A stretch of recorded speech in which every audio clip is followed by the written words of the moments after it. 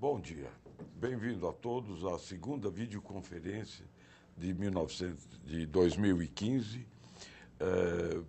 uma promoção do Programa de Saúde do Adolescente, e lembrando que esta é a segunda de uma série de 7. Vocês vão receber aí o cronograma das próximas videoconferências e quem participar de 80% leva o certificado.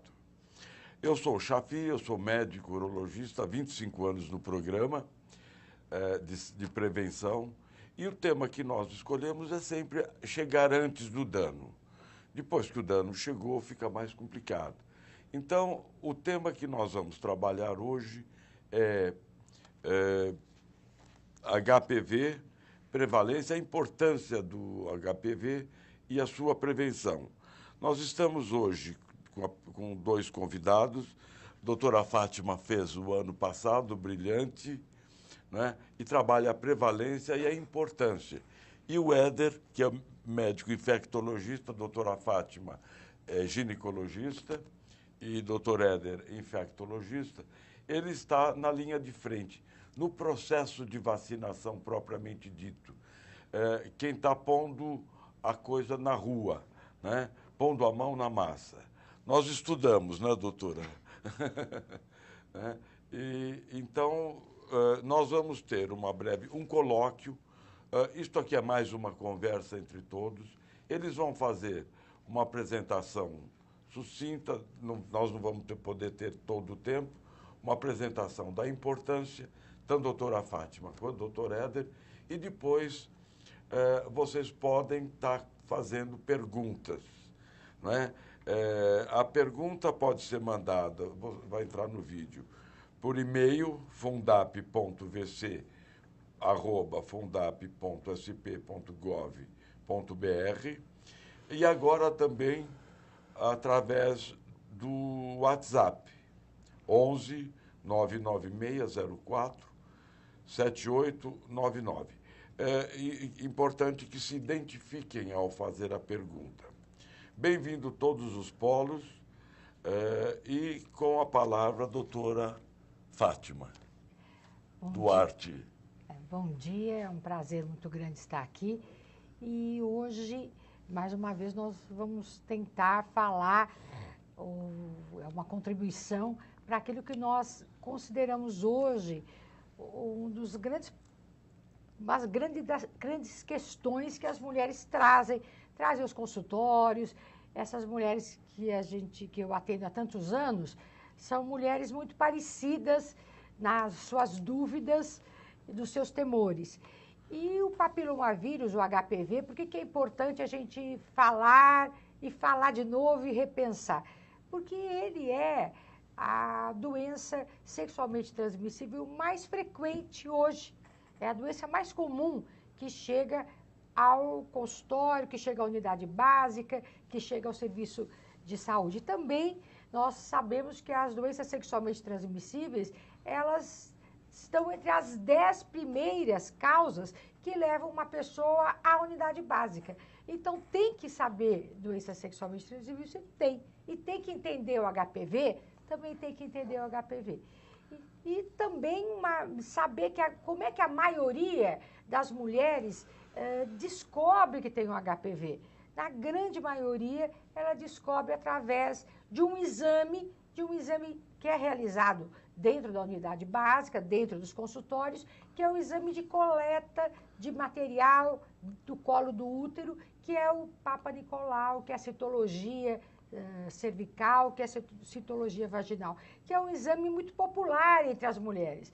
Mas, apesar de ser muito popular entre as mulheres, o Brasil foi um dos primeiros países a introduzir esse exame, que foi uma revolução dentro da prevenção e do tratamento de câncer de colo de útero. Ele se chama Papa Nicolau porque foi um médico grego, que descobriu esse corante que conseguia verificar as células.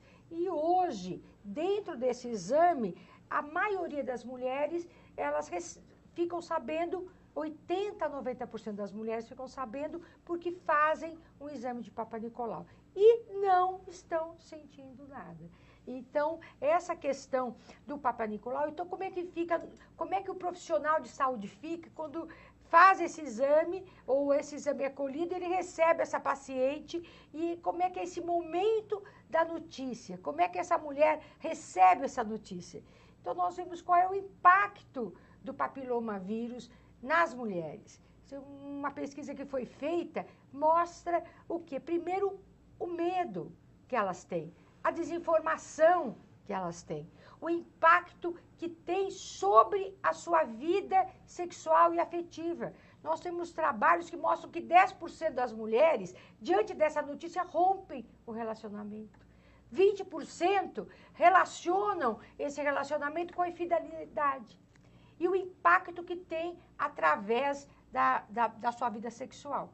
Então, tem que entender o Papa Nicolau, tem que saber da doença sexualmente transmissível, tem que saber do HPV. E que é o HPV? O HPV é um vírus HPV, é um vírus da papila humana. Então, eu sempre brinco e falo, se ele é HPV, ele não é o vírus da bolinha, não é o vírus da ferida, ele é papilomavírus. E a característica desse vírus é ele infectar homens e mulheres. Nós temos mais de 200 tipos de vírus, mas existem alguns, mais de 20 vírus, que acometem a região genital feminina. Então, primeira vez, quando a gente vê um exame de Papa Nicolau, qual costuma ser a preocupação que as mulheres têm? As mulheres têm o que ele é, o que ele acaba produzindo na vida dessa mulher e o impacto que ele tem. Então, o HPV, na grande maioria das vezes, ele causa uma lesão no colo do útero, na vagina, na vulva, mas a maioria das vezes ele não causa nada. Ele é subclínico, ele só é encontrado através do Papa Nicolau. Agora, o que significa um exame alterado? O que significa esse diagnóstico de papilomavírus? Se nós formos na população adulta, na população jovem, nós temos que no 70%, 80% das pessoas entram em contato com o papilomavírus ao longo da vida. Então, mas qual que é a história natural dessa afecção? Como é que pega esse Papa Nicolau? É uma doença sexualmente transmissível, que ela passa de contato mucosa-mucosa, pele-mucosa, pele-pele, e esse papiloma, ele vive preferencialmente na região genital. E por que ele é importante de saber? Porque hoje, mais de 98% dos cânceres de colo de útero estão relacionados com o papilomavírus. Agora, todas as mulheres que têm papilomavírus vão desenvolver câncer de colo de útero? Não. Eu costumo até comparar com a questão de fazer um bolo de chocolate. Então, se você quiser fazer um bolo de chocolate, você precisa do chocolate. Mas só o chocolate não vai ser suficiente para você fazer o bolo. Então, o câncer de colo de útero, ele está extremamente relacionado com a infecção prévia de papilomavírus. Por isso que isso vai determinar...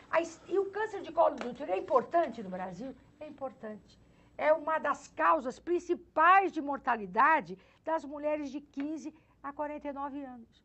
O câncer de colo de útero, ele é responsável pela perda de mulheres jovens. É um problema do mundo todo, mas principalmente dos países que estão em desenvolvimento. Se nós pegarmos países com referências de PIB, de alto, de questões de saúde já resolvidas, essas mulheres não vão ter câncer de colo de útero. Eu costumo comentar que o câncer de mama é mais democrático, ele dá na pobre, dá na rica, na que tem acesso, da que não tem. Agora, o câncer de colo de útero, ele tem um revés que não é democrático. Então, se nós, por exemplo, na cidade de São Paulo, se nós mapearmos as regiões, nós vemos que as regiões onde há mortalidade maior por câncer de colo de útero, também são regiões onde a mortalidade é maior por causa materna. Também são as regiões onde a mortalidade é maior por violência e morte violenta. Então, o câncer de colo de útero está extremamente relacionado às condições também socioeconômicas e de acesso que essa mulher tem às questões de saúde. Agora, para desenvolver, então, uma pessoa que tem essa infecção de papilomavírus, o que acontece com ela? A grande maioria, 60% a 80% dessas mulheres, regride espontaneamente. Essas mulheres não vão ter o câncer de colo de útero. Agora, essas mulheres, uma porcentagem pequena de mulheres pode evoluir para a doença, para uma displasia, para uma alteração desse colo do útero, que é chamada NIC, neoplasia intracelular, grau 1, grau 2. Agora, a maioria destas evolui também para a cura espontânea. Só que uma porcentagem dessas mulheres vai para as formas graves e essas formas graves podem evoluir para o câncer microinvasor e para o câncer invasor. Mas a maioria das lesões do papilomavírus são relacionadas a lesões de baixo grau de agressividade. Então, essa mulher que recebe esse diagnóstico, ela tem que fazer uma reflexão, e o médico tem que fazer uma reflexão sobre os outros fatores que estão relacionados, que é o quê? O início da vida sexual precoce, múltiplos parceiros sexuais, a imunidade dessa mulher, a alimentação, o cigarro, uso de anticoncepcional, múltiplas gravidezes. Então, hoje, a estratégia para a prevenção de papilomavírus, ela tem que pensar em ações de saúde, no uso de preservativo, na coleta sistemática de Papa Nicolau e na vacina. Agora, quando as pessoas falam, puxa, mas Fátima, eu vou tomar vacina, então a vacina é para prevenir HPV? Não, nós temos que entender que a vacina é uma das estratégias para nós diminuirmos a mortalidade por câncer de colo de útero. Uma das estratégias associada às ações de saúde, a coleta, porque nós temos estados, por exemplo... Uma das ações. Uma das ações. Porque não vamos depositar tudo na vacina. Não vamos depositar tudo na vacina. Por falar em vacina, que tal o Éder explicar um pouquinho para a gente, Éder, diante dessa informação, da importância, não é, do impacto do HPV na população feminina e masculina, né? Como urologista, na minha época de início, não havia grande importância, cauterizava e ponto. Né? E hoje a gente sabe que a história não era bem aquela. Éder, como é que está a nossa vacinação? Que você pode complementar? Bem, primeiramente, bom dia a todos os espectadores. Eu gostaria de agradecer em nome da doutora Helena Sato e de toda a divisão de imunização pelo convite. Tá? Eu acho que é uma oportunidade muito importante poder esclarecer questões relacionadas à vacinação. Eu acho que o ponto mais importante é que a vacina, já foi dito pela doutora, a vacina ela não é a única estratégia para controle do câncer de colo de útero. Ela é só mais uma estratégia. Ela vem aqui para somar junto com as outras estratégias de prevenção. Empresta para mim o controle, por favor. Então, falar um pouco sobre a vacinação contra o HPV. Esse é o informe publicitário da campanha de 2014. O público-alvo são meninas, né, adolescentes. No ano de 2014, nossa população alvo eram meninas de 11 a 13 anos. Né? Então, o informe publicitário tem que atingir justamente esse público. Então, é bem descolado, tenta mostrar meninas no seu dia a dia. E esse é o informe publicitário do ano de 2015 e o público-alvo são meninas de 9 a 11 anos. Então, durante os dois períodos, a estratégia procurou cobrir faixas etárias diferentes para ter uma coorte, um grupo maior de crianças. Hoje, crianças de 9 a 14 anos foram expostas, tiveram a oportunidade de serem expostas à vacinação. E uma novidade da campanha contra o HPV é que a vacina, a unidade de saúde foi para a escola. Nós tivemos a oportunidade de vacinar dentro das escolas, então isso facilitou o acesso à menina, ao adolescente. É porque vacinar criança menor de 1 ano é mais fácil, porque a mãe tem o hábito de levar a criança para as consultas de puericultura. E, então, assim, o acesso à cobertura, atingir a cobertura vacinal é mais fácil. Nessa faixa etária, a gente tem que pensar numa estratégia que de chegar até eles. E ir à escola foi uma dessas coisas pensadas. A vacina está disponível nos postos de saúde, porém, em período de campanha, os municípios foram até as escolas para vacinar. Bem, já foi falado sobre o HPV, eu acho que a única coisa que vale a pena destacar é que dos vários tipos de vírus, alguns são oncogênicos, ou seja, causam câncer. A gente destaca aí o tipo 16 e 18, responsável por 70% dos casos de câncer de colo de útero. Esse tipo de câncer é o tipo de câncer mais frequente, é o terceiro tipo de câncer mais frequente entre mulheres. Outros tipos não são oncogênicos, mas eles causam verrugas anogenitais. E o tipo 6 e o tipo 11 são os mais associados, cerca de 90% dos casos de verrugas genitais estão associados a esses dois tipos. Eu acho que, falar brevemente, assim, o vírus ele causa uma lesão epitelial e ele não faz viremia, ele não circula no sangue da pessoa. Já a vacina ela tem a oportunidade de estimular a imunidade e impedir que o vírus forme lesões. Então,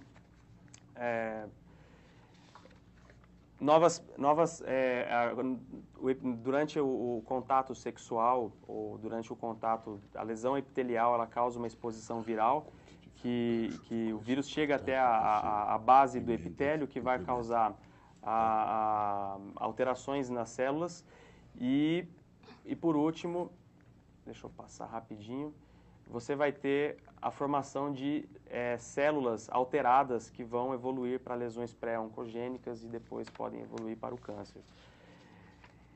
É muito importante vacinar contra o HPV para reduzir o número de casos de câncer de colo de útero e diminuir as verrugas genitais. Como eu disse, é o terceiro tipo mais frequente de câncer entre mulheres e a terceira causa de morte por câncer entre mulheres. Então, essa estratégia visa diminuir os casos de câncer e os óbitos. O papel da vacina principalmente é prevenir a infecção por meio dos sorotipos presentes na vacina, redução dos casos de câncer de colo do útero, redução de verrugas genitais. Tem-se a evidência de que a vacina ela é mais eficaz quando a pessoa ainda não foi exposta ao vírus do HPV, então por isso que a população-alvo é uma população bem jovem, que ainda não teve, muitas delas não tiveram a oportunidade ainda de ter contato com o vírus, e não tem efeito para o tratamento, a vacina ela é apenas para prevenir. Éder, Claro. Você disse que o vírus ele não cai na circulação, ele só fica na célula. Exato, no epitélio. Né? Na mucosa e na pele. Então, não há sorologia ou há uma sorologia indireta para detecção? Ou é só HPV? Exames sorológicos não são utilizados para diagnóstico de HPV. Né? O que normalmente isso são coisas utilizadas mais em estudos. Na prática clínica não se utiliza. No cotidiano, não adianta eu pedir uma sorologia para HPV. Não adianta. Isso não existe. Não, tanto é que a vacina ela é imunogênica, ela estimula a produção de anticorpos em grande quantidade, muito maior, por exemplo, do que a exposição natural ao vírus. É que é interessante porque o HPV, como já se foi falado, o Éder colocou, nós temos mais de 200 tipos. E existem alguns que são relacionados com o câncer de colo de útero, não é aqui no Brasil, no mundo. Então, quando nós analisamos a vacina, então a vacina ela pode ter 2 vírus ou pode ter 4 vírus. E essa discussão é uma discussão importante, porque a relação entre o câncer de colo de útero, ela se dá, sem dúvida, com o vírus 16 e o vírus 18. Agora, nós temos também que, quando você dá essa vacina, você cria uma imunidade para alguns outros vírus que também estão relacionados com o câncer de colo de útero. E as lesões benignas, que elas são benignas, mas elas fragilizam, elas deixam as mulheres tristes, deprimidas, com medo. Então, essa discussão também é importante. Então, essa estratégia de também prevenir essas lesões as verrugas, elas são responsáveis por essas lesões anovaginais. Então, o vírus 16 e o vírus 11 é quase 90%. Então, quando a gente usa essa questão da estratégia da vacina, pensar que existe o quê? Outros vírus que também são envolvidos. Então, não são só esses. Então, por isso que as outras ações de saúde são fundamentais. É fundamental a ação educativa, é fundamental o uso de preservativo, é fundamental a questão das múltiplas gestações, da questão de educação, da questão do quê? Do acesso ao Papa Nicolau. Porque nós, o Brasil, foi um dos primeiros países que introduziu o Papa Nicolau. Mas a mortalidade de câncer de colo de útero ela ficou estável durante muitos anos. Agora, no estado de São Paulo, nós conseguimos reduzir a mortalidade de câncer de colo de útero com o acesso ao Papa Nicolau, com estratégias mais bem definidas. Mas ainda no Brasil, qual é o país que mais morre mulheres de câncer de colo de útero? É a Índia. E nós temos no Brasil o estado do Maranhão, o estado do Amazonas, que a mortalidade é igual à da Índia. Então, essa necessidade mas vai fazendo as meninas tão cedo, isso não vai trazer a questão da sexualidade. Puxa, a sexualidade está em todos os lugares. Então, nós temos que fazer estratégias conjuntas. Então, ao longo da vida, essa mulher que é vacinada pelo vírus do HPV, a ideia é que ela tenha essa prevenção. Porque todas as mulheres que têm o HPV terão câncer de colo de útero? Não. Na grande maioria, elas vão eliminar. Agora, se elas tiverem infecções sucessivas, se elas tiverem desinformação, aí o câncer de colo de útero ele evolui lentamente. Então, essa mulher precisa de ser monitorada. A Índia tem o maior índice de morte por... Existe algum fator específico ou é o conjunto... É uma questão de saúde pública. Olha, é bem interessante quando a gente fala a questão da Índia, porque há uns anos, né, na faculdade, se achava que as mulheres que tivessem relação com homens circuncisados, então isso muito comum nas mulheres de origem hebraica, haveria um câncer, elas quase não tinham câncer de colo de útero. E se achava que o fator causador do câncer de colo de útero era o esmegma que existe no prepúcio. Agora, quando começaram a estudar as mulheres indianas, as mulheres dos países árabes, elas têm incidência altíssima de câncer de colo de útero. Então, não é o esmegma, não é a questão de ter relação com o pênis circuncisado ou não, mas sim o quê? O fato de ser sociedades poligâmicas, os baixos níveis socioeconômicos, a questão da nutrição, a questão da imunidade, a questão do cigarro. Então, esses fatores são os fatores, porque quem elimina o vírus é o sistema imunológico da mulher. O médico, ele trata as lesões. Então, por isso é uma questão de saúde pública. Como é que fica essa questão da Índia para vocês? Então, eu concordo com a doutora. Eu acho que é uma questão multifatorial, né? Eu acho que... Porque fatores socioeconômicos, existem em outros lugares, né, tão baixo quanto. Mas por que a Índia tem qual é Mas o grande vilão? Os outros tem países... vilão? Eu acredito que a Índia, se nós falarmos em números absolutos, a Índia tem uma população muito maior que a nossa. É uma população mais exposta à pobreza, né? E também tem questões assistenciais envolvidas, porque o SUS garante assistência à população aqui no Brasil. E nós temos uma política muito consolidada de prevenção de câncer de colo do útero. E eu acho que certamente isso é um fator que nos coloca numa situação mais favorável em relação à Índia. Bom, eu já fiz as minhas perguntas. Vocês, por favor, podem tirar as suas dúvidas também. Se quiserem continuar com a apresentação... A doutora pode ficar à vontade. Perdeu o fio da meada. Não perdi o fio da meada. Porque o frisar que a gente coloca dessa questão, né, do que acompanhamento dessa mulher que sofre, que recebe esse diagnóstico, né, e a questão da unidade básica do profissional de saúde, valorizar as queixas que são o quê?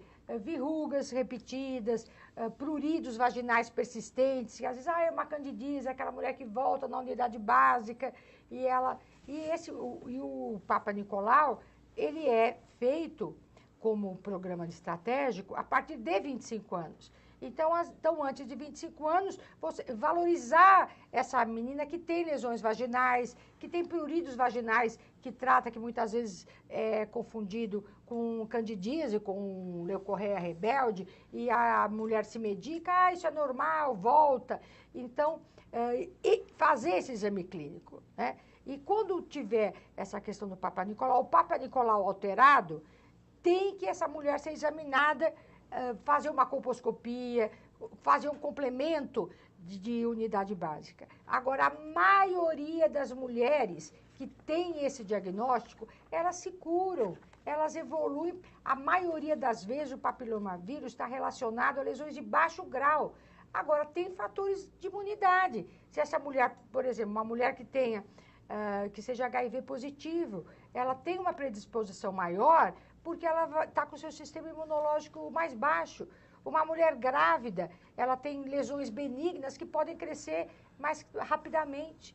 Então, agora, a maioria em 2 anos, ela vai eliminar essa questão, esse problema. Agora, das que não eliminam, você tem 30% das mulheres que não eliminam. Essas que não eliminam, 20% dessas podem evoluir para as formas graves. E 5% para o câncer invasivo.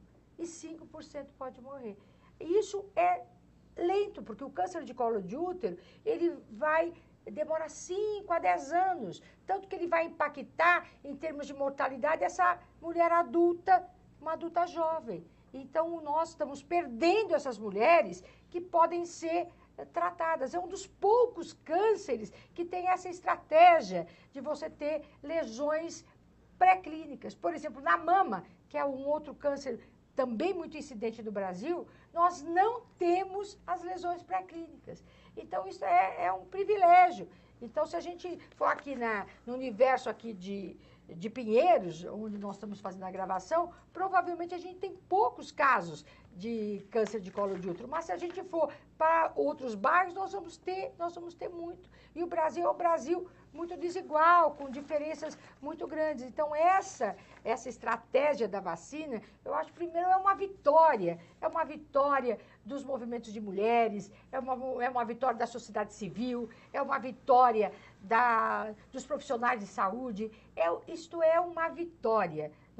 Nós, como mulheres, temos que louvar, como ginecologistas, para que essas mulheres que virão não possam morrer de mortes que são mortes evitáveis. Pode ser evitado. Morte evitável. Pode ser evitado. Éder, você falou que a dificuldade da vacinação, se fosse uma vacinação quando a mãe leva menos de 1 ano, não é? Você podia falar um pouco desta dificuldade do processo de imunização? Perfeito. Vacinar as faixas etárias mais velhas, tipo adultos e adolescentes, é um pouco mais complexo, porque perde-se ao longo da vida o hábito de ir ao posto e procurar assistência, ou então até mesmo de ter atitudes de prevenção. Então, assim, é normal vacinas de faixas etárias mais velhas terem coberturas vacinais mais baixas. Então, assim, o desafio para a vacina do HPV era garantir altas coberturas.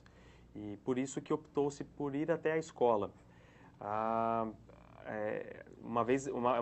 Houve toda uma mobilização dos municípios entre as secretarias municipais de saúde e as secretarias municipais de educação para permitir a ida de profissionais de saúde até as escolas. E teve todo um esquema preparado para que as meninas recebessem a vacina. Foi uma experiência inovadora e eu acho que foi uma oportunidade, inclusive, de melhorar essa estratégia de integração entre a saúde e a educação e entendendo que nós podemos desenvolver políticas em conjunto. Saúde e educação são coisas que estão muito próximas e certamente utilizar esse espaço para promover saúde, o espaço da escola, certamente nos permite chegar até uma faixa etária, até uma população que é um pouco mais difícil de procurar as unidades de saúde para fazer prevenção. Essa vacina, a vacina brasileira, a vacina que nós estamos fazendo no Brasil, ela é quadrivalente, ela é uma vacina que cobre 4 tipos de vírus, o tipo 6 e o tipo 11, que são vírus relacionados a verrugas genitais, e o tipo 16 e 18, que são vírus oncogênicos, que são vírus relacionados a lesões que causam câncer, né? E a opção que nós tivemos aqui no Brasil foi de vacinar uma primeira dose, depois vacinar uma segunda dose depois de 6 meses e depois de 5 anos uma terceira dose. A ideia é expor em períodos mais espaçados as meninas à vacina, né? De forma a garantir títulos de anticorpo maior na população e garantindo uma proteção para uma faixa etária maior, uma coorte, uma população maior. Certamente, uma população imunizada vai fazer com que diminua a ocorrência de câncer e lesões anogenitais, mas o mais importante é que vai ter um efeito rebanho. Nós esperamos que a diminuição da circulação do vírus provoque um impacto ainda maior na diminuição da ocorrência do câncer. E uma novidade que nós tivemos na campanha deste ano foi de vacinar mulheres de 9 a 26 anos, mulheres HIV positivo. A ideia é garantir uma proteção a essas mulheres, tendo em vista que a ocorrência de câncer de colo do útero é um pouco mais incidente nessa população e também a manifestação de verrugas anogenitais, a morbidade é um pouco maior, ela manifesta-se de forma mais agressiva. Então, a ideia é nós oferecermos vacina para essa população. E assim, a vacina do HPV, ela é muito questionada, a gente ouve pessoas questionando a questão dos estudos de eficácia que foram feitos para que essa vacina fosse aprovada para uso. É muito complexo porque nós estamos falando de um desfecho que acontecerá após anos e anos da exposição. Porém, assim, os estudos clínicos feitos para essa vacina teve como desfecho avaliado a presença do vírus, né, e também a ocorrência de lesões pré-oncológicas, lesões pré-evolução para o câncer. Então, assim, os estudos eles compararam pessoas que receberam placebo e pessoas que receberam a vacina. E, posteriormente, observaram a presença do vírus nessas meninas e nesses pacientes e também a ocorrência de lesões pré-oncológicas. E viu-se que a vacina ela é eficaz. Porém, assim, as cortes dos estudos continuam com o segmento e certamente novos trabalhos vão surgir no futuro mostrando resultados com relação ao aparecimento de câncer. Então, assim, acredito que nas próximas décadas novos estudos vão apresentar resultados com relação à prevenção do câncer em si. Então, acredito que é uma política que tem tudo para dar certo. A mesa está dizendo que é altamente previsível, prevenível, que dá para prevenir. Não o HPV, mas o câncer. Ou ambos. O HPV é prevenível com a vacina. Com a vacina. O câncer, ele tem um o Papa Nicolau, ele permite um diagnóstico, vamos dizer assim, precoce. Eu não sei se, talvez a doutora possa explicar um pouco melhor. Mas eu acho que assim são duas estratégias que vão se somar. E certamente as duas estratégias juntas vão fazer cair ainda mais a ocorrência desse tipo de câncer.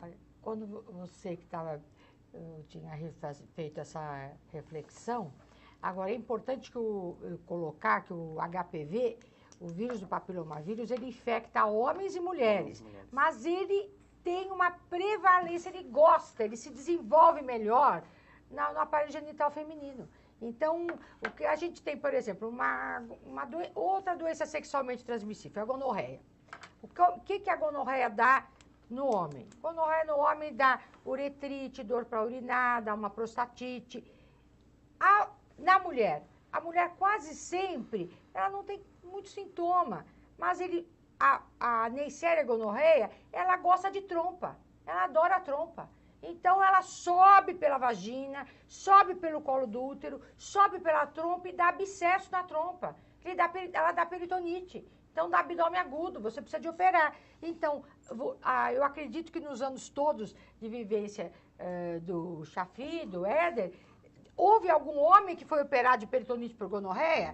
Não. Agora, as mulheres, quem dá plantão nos serviços de referência, toda semana nós temos uma paciente internada com doença inflamatória pélvica, com abscesso tubovariano, com peritonite, com impactos para a sua fertilidade. Então, o HPV, ele é um vírus que ele se desenvolve mais dentro das mulheres. Agora, tanto que esse impacto, quando a gente vê, mas o vírus 16 e 18 também estão relacionados com câncer de pênis, com câncer de ânus. Mas se nós vamos estudar qual o impacto, em 100 mil homens ano, quantos casos nós vamos ter de câncer de pênis e de ânus? 2 a 3. E de câncer de colo de útero? 20 a 30. Sendo que você tem países onde você tem essa incidência extremamente aumentada.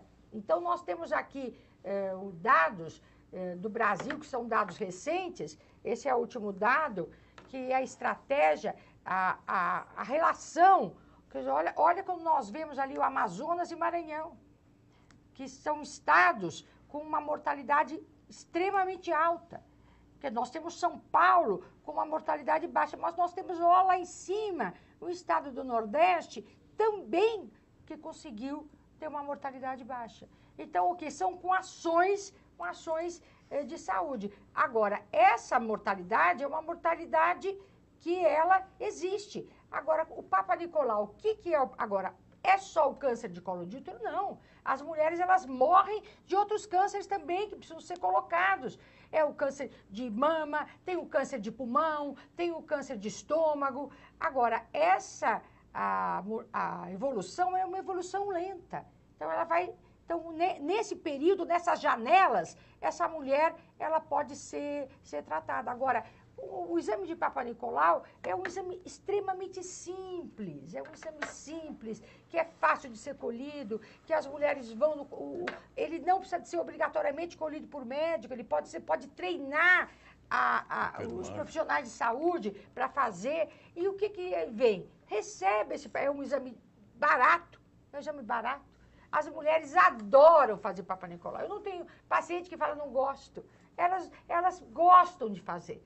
Tanto que as mulheres, elas se sentem orgulhosas de ter o seu Papa Nicolau normal. Então, como que vem? Hoje, é muito importante a gente frisar que não há mais, nós não recebemos mais a classificação do exame citológico em Papa Nicolau.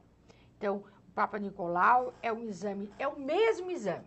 Colhe pelo colo do útero. Hoje é fundamental que tem uma coleta dentro do canal cervical. Então, quando nós fazemos o exame, esse é um resultado de um exame patológico. Então, quando a gente recebe o exame corpo citológico, o exame de Papa Nicolau. Então, aqui, eu gostaria de mostrar, você tem aqui, classificação Bethesda. Então, a citologia de colo de útero, ela teve essa classificação do Papa Nicolau. Essa classificação do Papa Nicolau era o quê? 0, material insuficiente, 1 e 2, normal, 3, uma inflamação mais séria, uma displasia, 4 e 5. Hoje nós não falamos mais. Hoje se fala em Bethesda. Agora, existem alguns laboratórios que falam Bethesda significa isso de Papa Nicolau. Então, ali, esfregaço adequado, quer dizer que veio células do colo do útero e células de dentro do canal. Nesse exame também dá para verificar se tem alguma candidíase. E é ali, nesse exame, presença de células atípicas de lesão de baixo grau, com alterações compatíveis com o Papa Nicolau. Então, essa mulher, ela deve ser acompanhada, porque a chance dela ter uma regressão disto em 2 anos é muito grande. Esta é a conduta mundial, não é a conduta nossa, não é uma conduta para economizar. Então, esta, por exemplo, é a mesma situação, só que veio uma infecção, Gardnerella vaginalis. Então, essa mulher deve ser tratada. Agora, de quanto tempo em quanto tempo a gente deve fazer o Papa Nicolau? Essa também é uma discussão, que as mulheres têm que fazer todo ano. Depois de 2 anos que esse Papa Nicolau está normal, essa mulher pode fazer a cada 3 anos. Por quê? Porque olha os dados que nós temos. Se essa mulher fizer a cada 5 anos, nós conseguimos reduzir em 84%. Se ela fizer a cada 3 anos em 91%, a cada 2 anos 93% e a cada 1 ano 93%. Então, é muito parecido.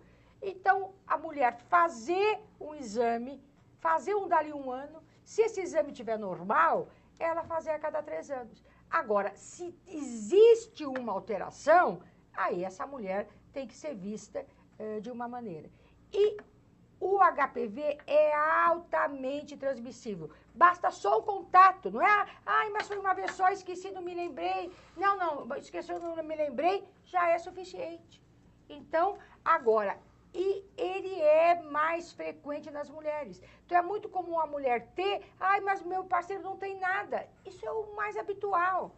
E o preservativo não protege totalmente, protege de 70% a 80%. Gente, mas 70% a 80% é muito. Nós estamos vivendo numa epidemia de dengue. Imagina uma ação, um inseticida que protegesse 70% a 80%. Estava milionário uma ação, não é? Então, a gente tem que entender que essa é uma ação importante. Então, não previne todos, por isso ações conjuntas. Faz Papa Nicolau, vacina, mães falam, ai, mas agora eu quero vacinar porque ela já está começando a sair, está indo embalada. Não, mas é para vacinar sempre, é para falar sempre que preservativo. Antes, sempre preservativo, sempre preservativo.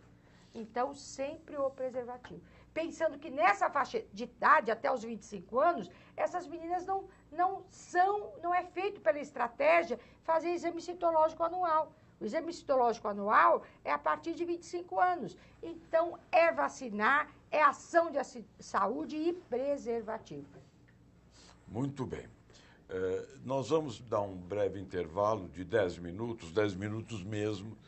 Eu queria lembrar a todos que podem pedir a palavra, mandar pergunta via e-mail ou via WhatsApp. Está na tela os endereços e telefones para poder estar interagindo. Eu estou com vontade de fazer 1000 perguntas, eu ia roubar a cena aqui.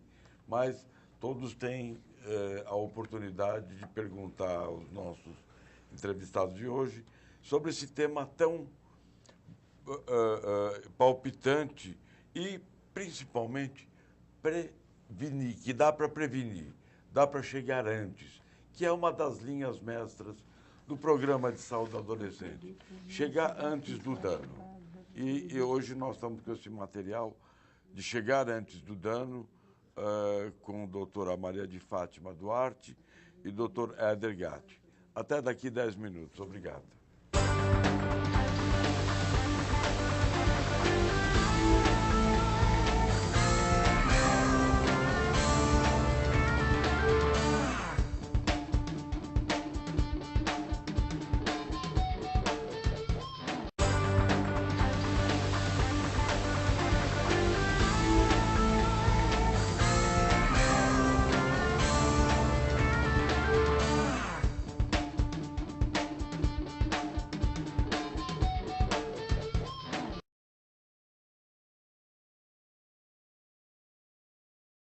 Hoje nós estamos na segunda videoconferência do programa de educação à distância e trabalhando a prevenção e a prevalência do HPV com a doutora Maria de Fátima Duarte, que perguntaram o que você é da Albertina. Irmã. Irmã, há muitos anos, né? E doutor Éder A Gatti, linhagem portuguesa. A linhagem portuguesa. A linhagem portuguesa. Você nasceu aqui? É, feita lá, nascida aqui. Feita lá, nascida aqui. E doutor Éder Gatti, que é infectologista, e dando continuidade a esse tema, eu queria lembrar que as perguntas estão abertas via WhatsApp, podem pedir a palavra e via e-mail. Perguntaram da lista de frequente. Então, em cada polo, por favor, assinem a lista, nos mandem para vocês receberem o certificado de participação. Essa é a segunda de uma série de 7, promovida pelo Programa de Saúde de Adolescência da Secretaria de Saúde e com apoio da OPAS. Quem tiver algum tema para sugerir, por favor, nos mande. Nós estamos aqui para poder colaborar com todos os polos no sentido da prevenção e da saúde do adolescente. A nossa chave de ouro é querer chegar antes do dano, não é? E a videoconferência vai ser privilegiar as ações de baixa complexidade para chegar no nível da linha de cuidado do adolescente que sejam da ordem primária e secundária, não é? Temas muito complexos ou quando o dano já se instalou, aí o fórum teria que ser outro. O objetivo da videoconferência é chegar antes do dano, né? E a vacina é o grande elemento, a grande arma para se chegar antes do dano. Eu tenho uma pergunta já foi respondida. O que você era da doutora Albertina? Você conhece a doutora Albertina? Essa pergunta veio lá. Ela é a grande dama da adolescente no Brasil, né? Uma pergunta, quem puder responda. Vem de Fabrícia, que é uma fono de Bocaina, São Paulo. Veio via WhatsApp. Existe alguma contraindicação para a vacina? Quais as reações esperadas? Perfeito. Bem, existem sim algumas contraindicações. São poucas, mas existe. Eu gostaria de apresentar um slide. Bem, contraindicações. Bem, a principal contraindicação é se a pessoa já teve alguma reação anafilática aos componentes da vacina. A vacina, além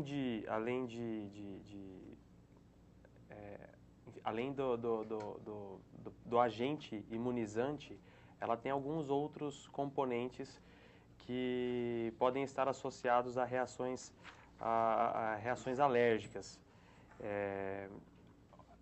Por exemplo, outra contraindicação é se a pessoa teve alguma reação a uma dose anterior da vacina. Por exemplo, se a menina recebeu a primeira dose e aí ela apresentou uma reação anafilática. A reação anafilática é quando é uma reação imunomediada que acomete mais do que um sistema. Por exemplo, apresenta lesões de pele, um exantema, e junto um broncoespasmo, uma falta de ar, ou então apresenta vômito e diarreia, enfim, acomete mais de um sistema.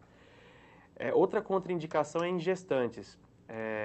Não porque há um risco comprovado, e sim porque os estudos não esclareceram isso. É um assunto que ainda está aberto. Então, por exemplo, se a menina recebeu uma dose, na próxima dose ela estiver grávida, aí suspende o esquema e continua posteriormente a gravidez. Mas assim, não há registro de evento grave para mulher grávida ou então para o bebê relacionado à vacina. É mais por falta de estudos. Com relação a eventos adversos pós-vacinação, é muito comum essa vacina, a pessoa vacinada apresentar reações de ansiedade pós-imunização. Então, assim, é comum a menina ter uma síncope, um fenômeno vasovagal após a vacinação. Tanto é que nas escolas nós recomendamos que as meninas sejam vacinadas sentadas. Então, faz uma fileira de meninas e vacina-se sentadas, para que não haja queda, enfim, é muito comum. E quando tem uma reação de ansiedade, normalmente procura se afastar causas orgânicas. Então, por exemplo, eventos adversos inusitados, eventos adversos mais graves, o programa de imunização procura dar uma assistência com relação à investigação diagnóstica para os municípios. Por exemplo, abrimos a oportunidade de se fazer exames complementares mais específicos, ressonância magnética, tomografia, se necessário, avaliação com especialistas. Também, esse tipo de evento está muito associado com a expectativa de receber a vacina. Então, assim, o medo da injeção pode causar uma reação de ansiedade. E isso está muito relacionado principalmente ao estresse. São esses os principais eventos adversos associados à vacina.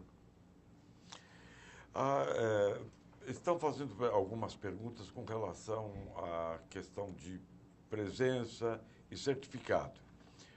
Nós nos coloquemos à disposição, vocês mandem a lista de presença para que a gente possa mandar o certificado de participação dessas videoconferências. Nós vamos deixar para o final, quem tiver 80% de assistência, a gente recebe o certificado assinado pela doutora Albertina. Eu acho que é para você, Éder. Qual é a dificuldade de implantação da vacina nos meninos? Nos meninos? Certamente a vacina... Vem da Jussara essa pergunta. Perfeito. Jussara, obrigado pela pergunta. A vacina ela é eficaz, estudos mostram que ela é eficaz em meninos. Ela previne também infecção por HPV no homem e evita também o desenvolvimento de câncer de pênis, enfim, outros tipos de cânceres relacionados ao homem. E também previne verrugas genitais em homens. Porém, como a doutora disse anteriormente, é muito mais incidente esse tipo de lesão, as consequências são muito maiores e é muito mais incidente em mulheres. Tá? A outra coisa que nós temos que levar em consideração é que nós estamos falando de um sistema de saúde financiado por recursos públicos, que conta com uma limitação de recursos e por isso nós sempre devemos optar pela estratégia mais custo-efetiva. Por isso que vacinar apenas as meninas garante um impacto importante em saúde pública na prevenção dos casos de verrugas genitais e câncer em mulheres, que é muito incidente, que tem uma morbidade e uma letalidade muito alta. Nós conseguimos atingir um bom objetivo com um custo que é permitido dentro do nosso orçamento. Então, assim, nós optamos por uma estratégia mais custo-efetiva. Por isso que a opção é vacinar apenas as meninas. E o impacto dessa vacina em homens existe, porém não é tão grande. A morbidade nas meninas é muito mais alta, que justifica a priorização. Justifica priorizar, exatamente. Muito bem. E também não esquecer que há tempo nós temos há duas vacinas que são vacinas disponíveis, né? Nós temos a vacina que é a vacina oncogênica, que tem os dois vírus, o 16 e o 18, e tem a vacina com os 4 vírus, que tem o 16, o 18 e o 6 e o 11 para as verrugas. Então, em termos mundiais, qual é a idade que nós temos que damos a vacina? Então, é de 9 a 26 anos. De 9 a 26 anos. E a vacina oncogênica, ela pode ser dada em qualquer idade, até com mais de 26 anos. Então, essa questão de fazer estratégias de saúde, essa estratégia foi feita, então nós temos ainda muitas meninas a ser vacinadas. Então, vamos supor que nós tivéssemos que refazer uma estratégia. Então, o que seria mais eficiente, eficaz, nós estendermos a vacinação para os meninos ou aumentarmos a faixa da idade das mulheres? Então, o que nós temos? Nós temos ainda, vamos ter aqui, 2 sistemas de vacina. Nós temos aquelas pessoas que podem pagar, elas vão vacinar as meninas de 14 anos. Uma menina de 14 anos hoje, ela vai conseguir ser vacinada na rede particular, não vai ser na rede pública. Então, essa estratégia, veja, nós estamos falando de 9 a 26 anos. Então, nós conseguimos uma faixa etária menor, ainda estamos aquém do número. Agora, a estratégia da vacina é dentro da diminuição de câncer de colo de útero.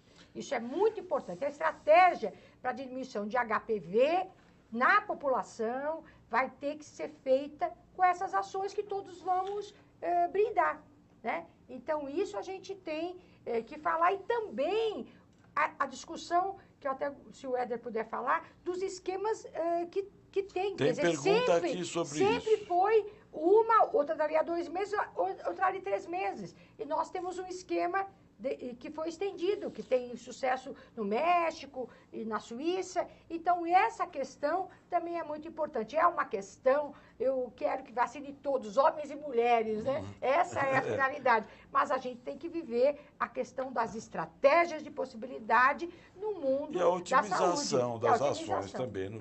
Doutora Fátima, tem 2 perguntas relacionadas. Uma vem do pessoal de Presidente Venceslau. É sua terra, Gatti? É próximo. Eu sou de Álvares Machado, do lado de Presidente Prudente. Prudente, é daquela região. Vocês poderiam especificar quais profissionais da área de saúde que podem colher o Papa Nicolau? É uma pergunta.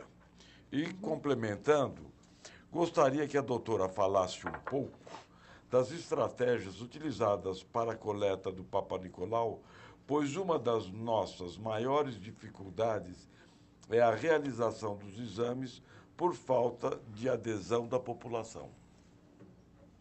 Não confere. Não confere. Não confere.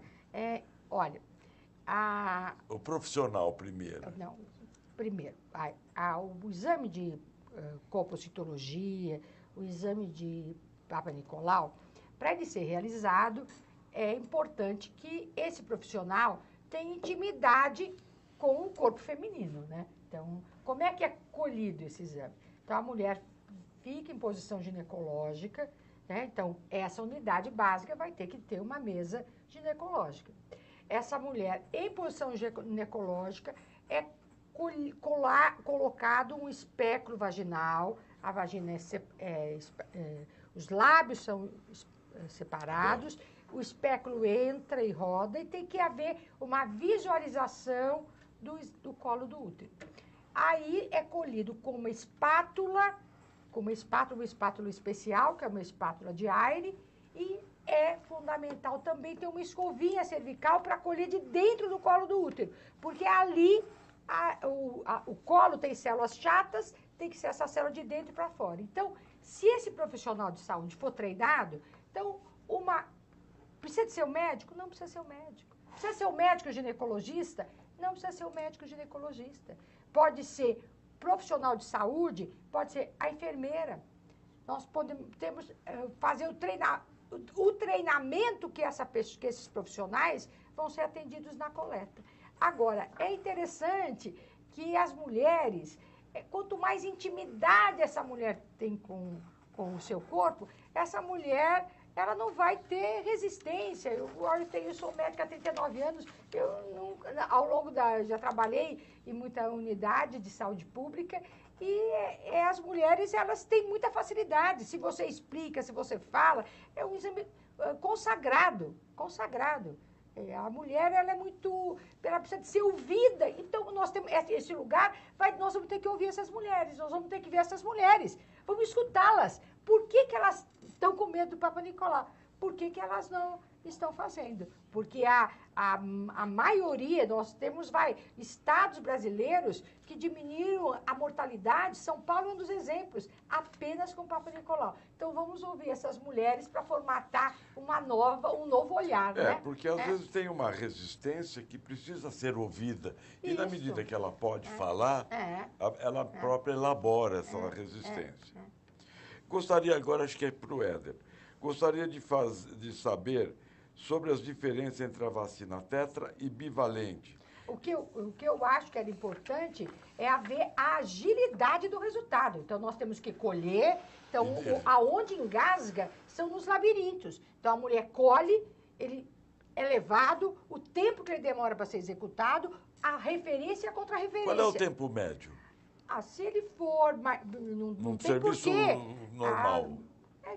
Uma semana, 15 dias. Uma semana, 15 dias? Uma semana. Então, essa volta do exame e essa mulher voltar ao serviço, porque muitas vezes, entre ela fazer e receber o resultado, dá mais de 6 meses, mais de 8 meses. Já modificou a vida sexual, ela pode estar, inclusive, grávida. Lógico. Gostaria de saber sobre as diferenças entre a vacina tetravalente e bivalente e as possibilidades de ocorrer alergias. Pergunto isso porque eu tive um caso de alergia na família ao tomar a bivalente. Coincidência, tem fundamento? Como é que é? Valéria, articuladora da atenção básica. Perfeito. Valéria, muito obrigado pela pergunta. Primeiramente, a principal diferença entre as duas vacinas é o tipo de vírus que cada uma cobre. A vacina bivalente, que é a vacina que não está disponível no sistema público de saúde, é a vacina que ela é encontrada apenas na rede privada, ela confere proteção ao HPV do tipo 16 e 18, que são os tipos oncogênicos, que são os tipos que são responsáveis por 70% dos casos de câncer de colo do útero. E a quadrivalente, que é a vacina que é disponibilizada no sistema público de saúde, ela protege também para o tipo 16 e 18, porém ela oferece proteção ao tipo 6 e ao tipo 11, que são tipos de HPVs associados às lesões, aos condilomas, às verrugas genitais. A 90% da ocorrência de verrugas estão associadas a esse tipo de vírus. Então, a principal diferença é essa. Com relação a evento adverso, veja, qualquer vacina, assim como qualquer medicamento, está sujeito à ocorrência de eventos adversos.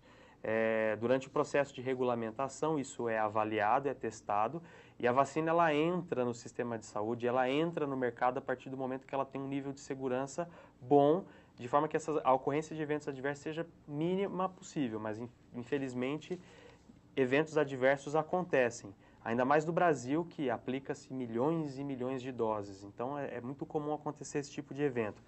E o programa de imunização, ele vigia a ocorrência desses eventos, vigia a ponto de saber se tem algum lote comprometido, se teve algum problema no procedimento de vacinação, no procedimento logístico de distribuição de vacinas. Isso na rede pública, porém também vigiamos a eventos adversos associados a vacinas da rede privada. Então, assim, qualquer pessoa pode ter um evento local. O evento local, o vermelho, o calor local após a aplicação é muito comum. Algumas pessoas têm predisposição a ter evento adverso, uma reação alérgica a um determinado componente de um imunobiológico e não ter de outro. Isso depende muito do organismo da pessoa e do componente da vacina recebida. Então, uma pessoa que tem um evento leve, a gente nem contraindica a próxima dose. Agora, quando o evento é grave, a gente contraindica. No caso, por ter sido associado a esse tipo de vacina, provavelmente algum componente específico que causou esse evento, mas não tem nenhum registro de que ela é mais reatogênica do que a outra. Foi um evento isolado, eu acredito, enfim, que não tem nada específico da vacina. Tem algumas perguntas relacionadas aos meninos, né? Eu não sei quem que poderia responder. A doutora Ana Lúcia Ramos Barbosa Passarelli, uma pediatra da Baixada Santista, outra que vem de Presidente Venceslau e outra que não se identificou. As perguntas estão na seguinte ordem. Bom dia, gostaríamos de saber se há alguma previsão de vacinação de HPV para meninos. É uma. O que palestrar com os meninos sobre o alerta do HPV? E a doutora Ana Lúcia, qual a previsão da campanha dessa vacinação para meninos adolescentes? Quem que poderia ajudar? Um monte de ideias. Então, olha, quando o programa de saúde adolescente se propõe a atenção, o olhar diferenciado para o adolescente, é o adolescente homem e mulher, né? Agora, as mulheres, sabidamente, elas vão mais ao serviço de saúde. As mulheres vão 4 a 5 vezes mais ao serviço de saúde. Em todas as faixas. Ela vai mais porque ela toma anticoncepcional, ela vai mais porque ela engravida, ela vai mais porque ela cuida, né? A mulher então, se previne, o corpo então, mais. Não, e ela leva, e né? E o homem previne mais o carro, né? Ela vai. Agora, o papel do menino de palestrar e dizer, é dizer como ele tem que entender dele, porque nós somos sabendo das pessoas. Então, nós temos que ouvir esses adolescentes e saber as dúvidas, porque esse adolescente ele vai se relacionar ou heteroafetivamente ou homoafetivamente. Então, se a mulher é a que mais comumente tem a lesão, agora essa lesão veio de alguém. Então, alguém levou essa lesão para dentro da relação. Então, o fato do homem saber isso, porque muitas vezes o saber já acha bom, traiu. Veio porque, às vezes, o HPV foi uma relação, 2 semanas depois aparece. Mas, às vezes, é 8 meses depois. Então, esse menino saber que ele pode pegar, que ele pode ter e a mulher pode não ter, ele pode não ter a lesão e a companheira pode. A questão do uso de preservativo. Então, porque a vacina do HPV, ela previne contra o HPV, mas ela não vai prevenir contra as outras doenças sexualmente transmissíveis, que vão interagir em outros processos de morbidade. A doutora Fátima falou a segunda vez hoje em ouvir, né? Ouvir a demanda. Porque senão, às vezes a gente vai falar aquilo que não é necessidade do outro ouvir, né? E acho que ela encerra comentando que não é fazer o terror do HPV, não é? Mas a prevenção. Não é? Porque a gente pode levar isso como um elemento de terror, e não é isso que nós queremos fazer. É levar a possibilidade de ganhar a briga na paz, não é? Com a vacinação, com a prevenção, com estilos de vida saudáveis, não é? E não é só pegar a questão vacina. Tem uma pergunta aqui, acho que que vem da Márcia Figueiredo, que é secretária de Saúde de Santos, Éder. Haverá revisão na logística das 3 doses, sendo a última em 5 anos? Haverá baixíssima cobertura? Faz sentido? Olha... Qual o percentual de proteção com a 2ª dose? Perfeito. Márcia, obrigado pela pergunta. Eu acho que essa pergunta ela é muito interessante, porque o Brasil ele optou por uma estratégia, uma sequência de doses diferente, por exemplo, até mesmo do que era recomendado pelo próprio fabricante da vacina.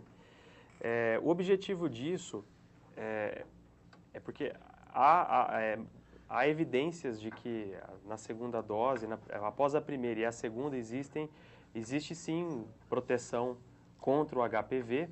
E essa 3ª dose, depois de 5 anos, ela seria como um booster que garantiria um novo pico de anticorpo na mulher e estenderia essa proteção por mais tempo. Então, não há, por enquanto, qualquer ideia de revisão desse esquema. Além do que, se a gente tivesse um período mais curto, e aí a gente falando em termos logísticos, em termos de disponibilidade de vacinas, um período mais curto ia demandar um uso muito maior de doses num curto período de tempo. Então, estendendo o espaço permite uma melhor alocação das vacinas para ter um maior impacto, enfim, uma maior cobertura, pelo menos nessas primeiras doses. E agora, com relação ao impacto na cobertura daqui a 5 anos, certamente nós teremos que trabalhar com isso, com essa possibilidade, e na época trabalhar na divulgação dessa terceira dose, para garantir cobertura. Então, assim, nós teremos que esperar os próximos 5 anos para ver como é que será essa terceira dose.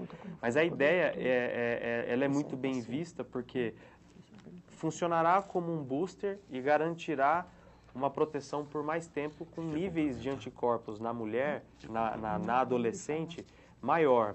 Então, é uma política que tem tudo para dar certo. Bom, nós temos aqui uma pergunta. Posso fazer uma pergunta para ele?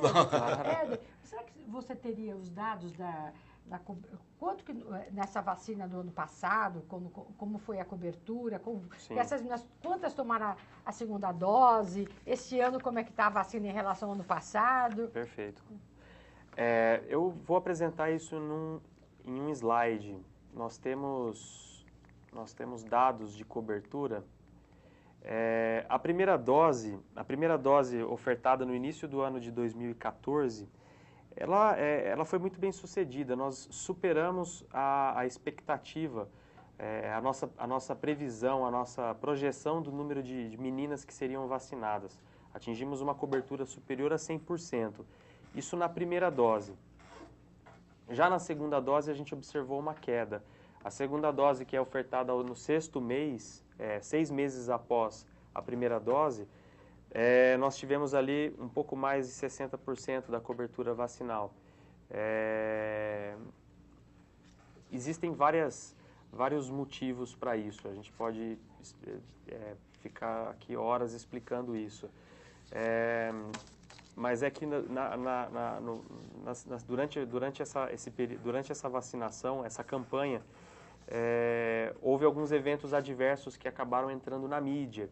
E sempre que há ocorrência de eventos adversos, isso tem um impacto na cobertura vacinal. Nós tivemos um caso muito emblemático, que foi a ocorrência foi um surto de diminuição de força em membros, associado à cefaleia, que aconteceu com algumas meninas vacinadas na cidade de Bertioga. E tivemos um surto semelhante na cidade de Cabreúva e foi na cidade de Cabreúva e Pracinha, que também teve uma concentração de casos.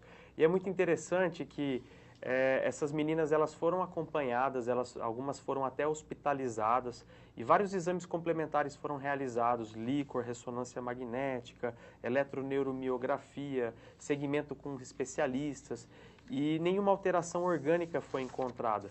Os lotes que foram utilizados nessa estratégia foi também utilizado em outras regiões que não houve registro de eventos adversos. Então, na época, nós podemos concluir que houve sim um surto de uma doença psicogênica nessas 3 localidades. E isso, infelizmente, ganhou a mídia. E certamente isso impactou na nossa cobertura. A gente pode ver no vacinômetro deste ano que a cobertura está inferior a 50% no Brasil e em São Paulo. E veja, caiu na mídia a ocorrência desses surtos e o impacto disso tanto nas redes sociais, enfim, certamente impactou para que houvesse essa diminuição da cobertura. E aí, vira mito. Vira mito. Estamos vigilantes. Como eu disse, assim, nós temos um trabalho de acompanhamento, de vigilância de eventos adversos pós-vacinação. Sempre quando acontece eventos como esse, há uma mobilização da nossa divisão para garantir uma retaguarda hospitalar e uma assistência especializada, porque o nosso principal objetivo é a garantia do bem-estar daquela pessoa que recebeu a vacina. Eu posso garantir que nesses surtos que ganharam a mídia, não houve nenhuma pessoa com qualquer tipo de sequela, todas as pessoas se recuperaram e tiveram o seu devido segmento. Agora, isso demanda tanto do programa de imunização em si, quanto das pessoas que trabalham nos postos de saúde, enfim, das vigilâncias epidemiológicas dos municípios, fazerem um trabalho de orientação à população, porque essa é uma vacina que, além do problema de eventos adversos, que também tem muito preconceito, que é questão de grupos, enfim, mais conservadores que são contra a vacina. Então, assim, isso demanda dos profissionais de saúde uma orientação, tanto com relação a eventos adversos, como proceder, enfim, quais são os principais eventos adversos, como também sobre a importância de se vacinar. Qual é o impacto do câncer de colo de útero, enfim, e como que a vacina pode ser boa na proteção dessa doença que, enfim, mata e tem um impacto muito grande na nossa população. Eu tenho duas perguntas aqui afins, para a gente dar tempo de responder a todas. Eu acho que essa é para a doutora Maria de Fátima. Uma que vem da Tainá Bono Paulino dos Santos, que é obstetriz, ela não pôs de onde, e outro da Joyce Aparecida dos Santos, que é farmacêutica, da Prefeitura de Cubatão. Por que o não uso do anticoncepcional previne a infecção do HPV? É por causa dos fatores hormonais ou pelo não uso de preservativos? E a outra que vem da Joyce, quem já teve HPV, a pessoa pode utilizar a vacina? Há alguma prevenção? Em caso de gestação, qual a porcentagem de cura do HPV? Uma aula inteira. Uma aula inteira, né? Então, o HPV, a pessoa que teve se você pensar que em termos de estratégia da vacina do ano passado, né, privilegiava meninas que não tinham tido ainda relação. Então, com certeza, deve ter havido poucos casos, ou quase nenhum, dessas meninas com HPV já na primeira, antes da vacinação. E também nessa deste ano, de 9 a 11 anos. Agora, quando você analisa de 9 a 26 anos, aí você, tendo que a média da iniciação sexual, ela está em torno de 14, 15 anos, era 16 anos até 10 anos atrás, agora baixou a média da iniciação sexual. Então, esse dado vai corroborar que essa estratégia, dentro da questão do Ministério da Política de Vacinação, esse dado foi um dado que não houve. Mas a nível de quando você abre para 9 a 26 anos, o que a gente diz? Não tem problema. Não tem problema. Então, essa mulher que já teve uma infecção por HPV, mesmo que tenha sido sorotipado com hibridização, com PCR, ela pode tomar vacina. Isso não é contraindicação. Na gravidez, o que nós temos na gravidez? Sabidamente na gravidez, aumenta a reprodução desse vírus. Porque quando a gente fala de lesões benignas, que o Éder colocou muito bem, que a vacina, a lesão de verrugas, ela tem que ser tratada, porque ali é onde tem o maior número de vírus. A lesão, ela é altamente, ela ali é o que ela é altamente contagiosa. Então, tem que ser retirada a lesão. Então, na gravidez, pelo fato de aumento dos hormônios, do estrógeno e progesterona, aumenta. Então, a grávida tem que ser tratada. A grávida tem que ser tratada, porque aumenta para ela e pode ter a questão do bebê, do recém-nascido, se contaminar e ter a papilomatose de laringe. Agora, os cuidados têm que ser diferentes. A partir de 32 semanas, é melhor não fazer tratamento, porque você aumenta o risco de prematuridade, e não usar podofilina. Podofilina não pode ser usada na gravidez de jeito nenhum, porque é relacionado com morte fetal. Então, aplicação de ATA e Mickey Mold não se faz ainda em gravidez, cauterização ou exérese cirúrgica. Agora, há trabalhos que acham que a pílula anticoncepcional pode aumentar. Provavelmente, mas isso também é discutível. É discutível e também, com certeza, porque aquela mulher que faz não usa a camisinha. Então, é dupla proteção. É pílula sim, para não engravidar, e camisinha para prevenção de HPV e para prevenção das doenças sexualmente transmissíveis. Espero que esteja respondido. Só a questão, é por causa de fatores hormonais ou pelo não uso de preservativo que o não uso do anticoncepcional previne? Olha, sempre quando a gente coloca, são fatores multifatoriais. Multifatoriais. Então, é a imunidade, é a genética, é o método anticoncepcional, é o tipo de vírus, que também é colocar que a maioria das vezes o câncer de colo de útero ele demora 5 a 10 anos, mas há casos que até em 1 ano se desenvolve, porque dependendo do fator do vírus, da virulência do vírus. Então, tem que prevenir. A Sueli de Venceslau faz a seguinte pergunta.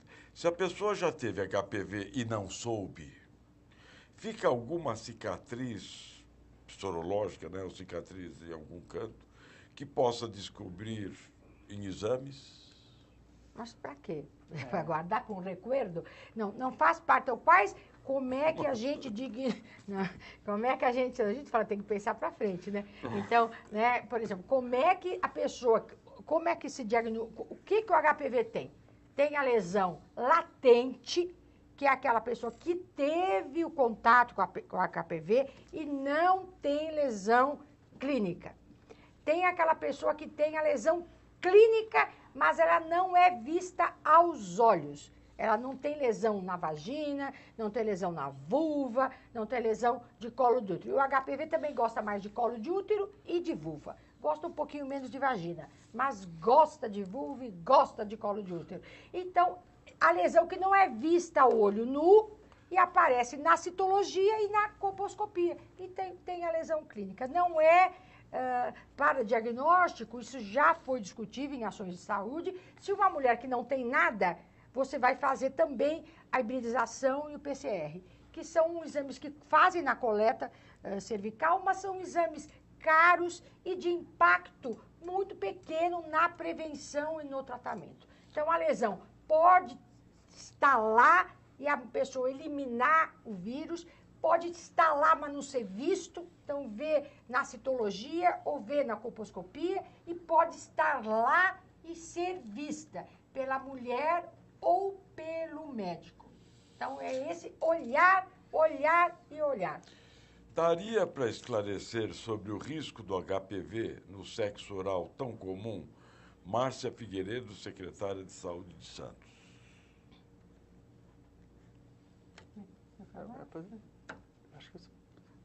Olha, a maioria, você tem transmissão, o HPV é relacionado com lesões orais, tem HPV de lesões de laringe, nós temos o câncer de laringe e o câncer. Então, o HPV é um vírus altamente contagioso. Então, pode ser, como é que é o contato? Pele, mucosa, mucosa, mucosa e sexo oral também transmite. Duas mucosas. E principalmente, o que a gente vê, situações de crianças e de jovens com imunossupressão. Então, você ter, e até isso para a questão de abuso, nós temos situações, então uma pessoa com HPV oral tem que ser olhado, né? A população da minha cidade quer saber se vão vacinar, já está respondida, se vão vacinar os meninos contra o HPV. Sônia, de Sorocaba. Bem, Sônia, nós já falamos aqui e o HPV, a morbidade, a letalidade da infecção por HPV em mulheres, em decorrência do câncer de colo de útero, é muito maior do que, por exemplo, as doenças que o HPV causa em homens. Então, assim, vacinar mulheres tem um impacto em saúde pública muito maior. Sem contar que vacinar as mulheres certamente vai diminuir a circulação dos vírus e vai causar uma proteção de rebanho nos homens também.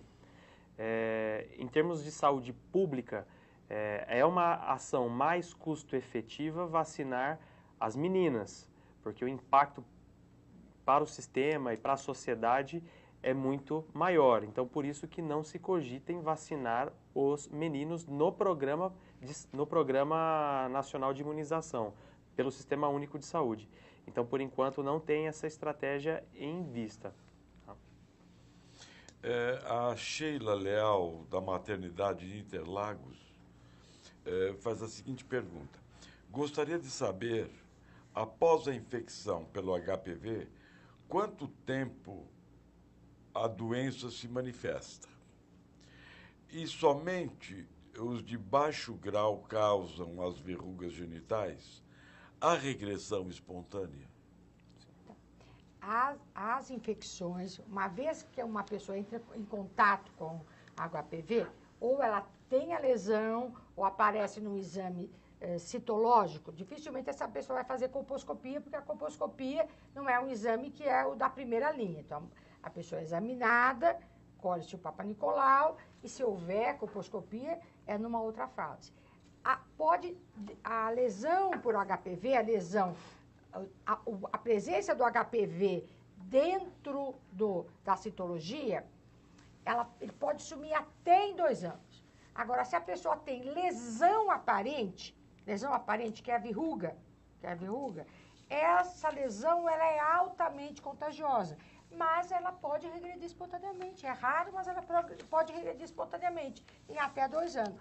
Agora, você melhorando, agora não costuma, quando tem a lesão, você trata a lesão por esse critério de alta infectividade. Pode a pessoa ela mesma se auto-infectar. Agora, as verrugas de baixo grau, elas estão relacionadas em mais de 90% com o vírus 6 e o vírus 11. Mas os vírus de alto grau também podem dar verrugas? Podem. Então, quando você vê uma verruga, você não pode falar, tá tudo bem. Então, você tem que pesquisar, complementa com o Papa Nicolau. Agora, o benefício de você pesquisar o PCR, de ver que tipo de vírus, de baixo grau, alto grau, você leva essa ação para outras ações. Leva esse recurso que você vai fazer, porque o tratamento é o mesmo. Você tem que tratar a mulher, não tem que tratar o vírus. Você tem que tratar aquela pessoa, você tem que tratar o coletivo. Não é o vírus. Nas verrugas que regridem espontaneamente, há o risco de deixar lesões microscópicas que possam manter o status de infeccioso? Quando regride espontaneamente, não. Não? É regressão. Porque o que você tem? Você tem tanto que o desenvolvimento do câncer de colo de útero, das lesões de alto grau, é a persistência e a progressão. Então, você tem a infecção, essa infecção pode ser eliminada, agora essa infecção pode persistir e essa infecção pode progredir. Então, se ela eliminou, ela eliminou. Agora, essa mulher tem que ser acompanhada com Papa Nicolau. Aí muda a citologia. Não vai ser mais anual, vai ser semestral, até negativar. Aí ela entra no anual, 2 anuais negativos a cada 3 anos. Tem algumas perguntas de ordem mais administrativa, vou deixar para o final. Eu queria lembrar que esta é a segunda videoconferência de uma série de 7 de educação continuada, sempre escolhendo temas de caráter preventivo. Hoje nós estamos com a doutora Maria de Fátima Duarte e o doutor Helder Gatti, que trabalham, além de situações mais complexas, também trabalham na prevenção. Principalmente o doutor Helder, que está na linha de frente, não é? Brigando para chegar antes do dano. Doutora Maria de Fátima já pega coisa danada, não é?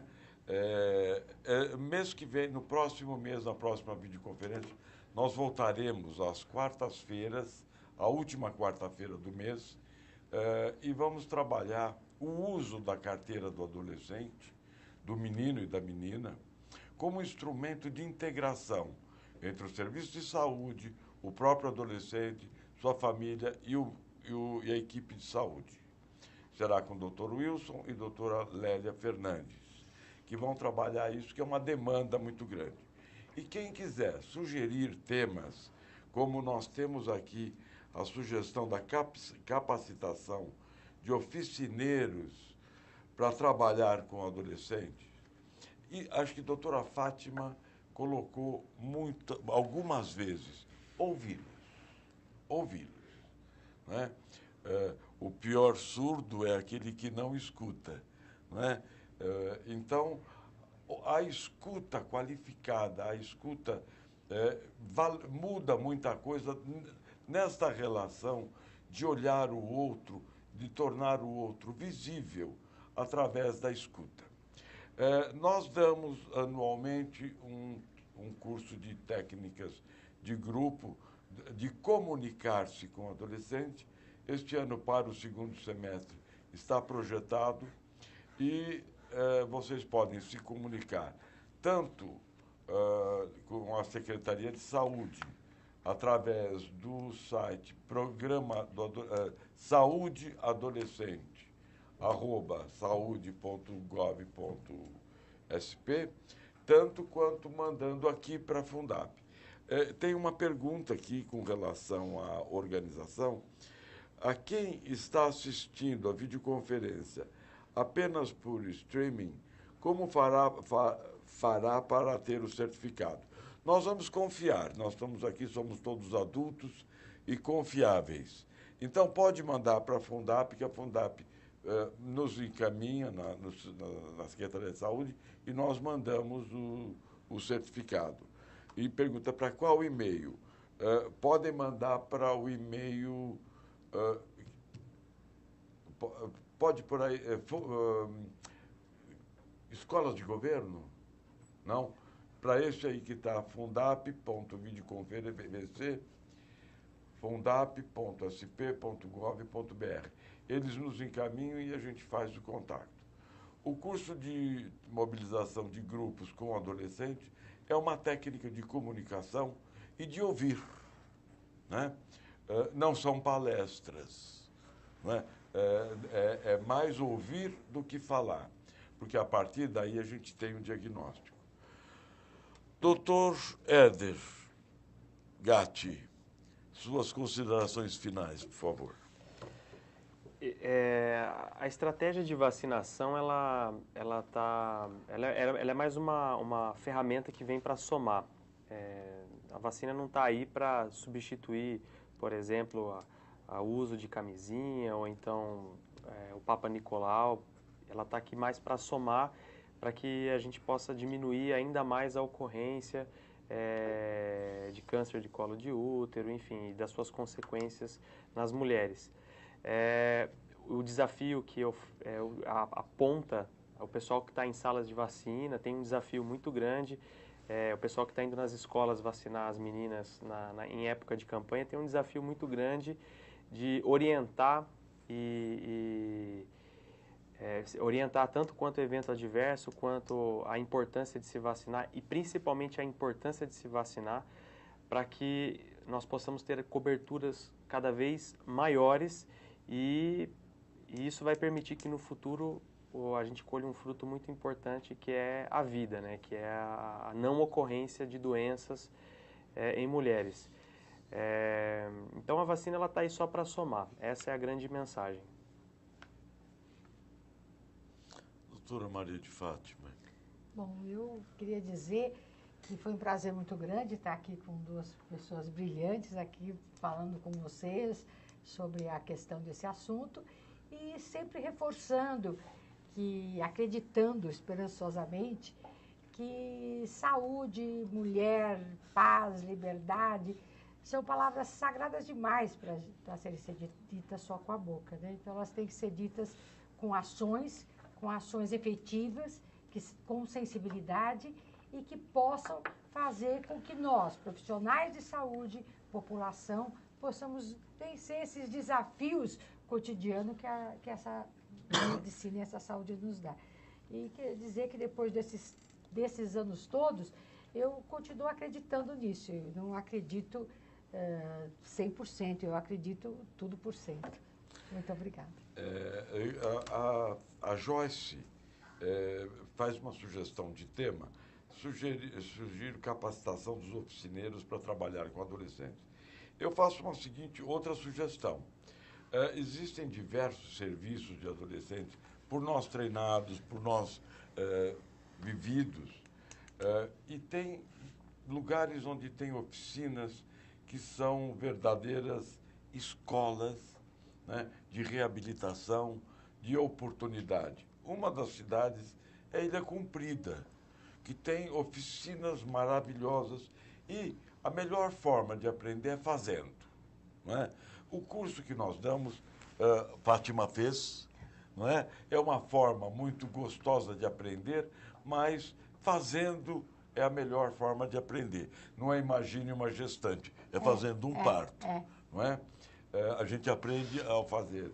Então, se alguém quiser estagiar, tanto aqui conosco em São Paulo, como em outras cidades mais perto, a gente pode fazer esse meio de campo e fazer o contato para passar 2, 3 dias. Ilha Comprida é uma estância turística muito agradável e tem um serviço de adolescente com oficinas que são verdadeiros laboratórios de experimentação, né, onde experimenta-se tudo, desde estilo pessoal, comunicação, internet, artesanato, várias oficinas.